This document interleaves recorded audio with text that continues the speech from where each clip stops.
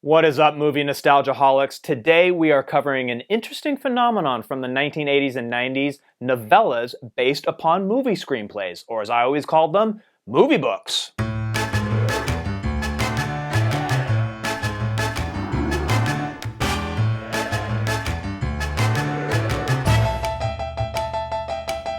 Back in the 80s and 90s, the release of a major motion picture was a much bigger event than it is today, and movie studios used to license their films for even more ancillary products than they do nowadays.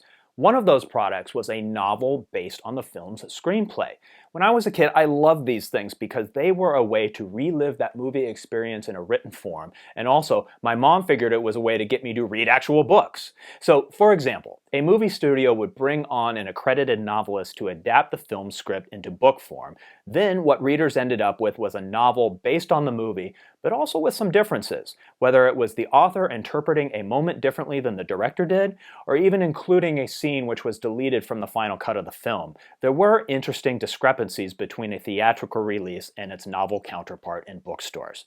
I've got a few examples here. This novelization of The Abyss was written by an award-winning science fiction author named Orson Scott Card. I'm guessing he was a fan of James Cameron's early movies, The Terminator and Aliens, so he took on this adaptation. Over here, I have Back to the Future Parts 2 and 3, written by Craig Shaw Gardner, also a legitimate fantasy writer. So it's interesting to look back and see how they chose their novelists for these adaptations. Oh, and of course, Basic Instinct.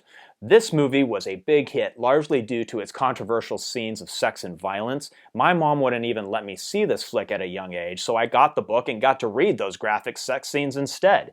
Then, later, I bought a ticket for the movie's sister act and snuck in to see Basic Instinct anyway, so I got away with that one. Movie books are also a great example of a concept that I have been touting for years, that movies and TV shows are the one art form which combine all the others. Movies are theater, photography, writing, music, and architectural design. So these movie books demonstrate how the visual medium of film can start as writing, be turned into a theatrical production, and then pared back down to the written form. And when you think about it in those terms, that's pretty fascinating.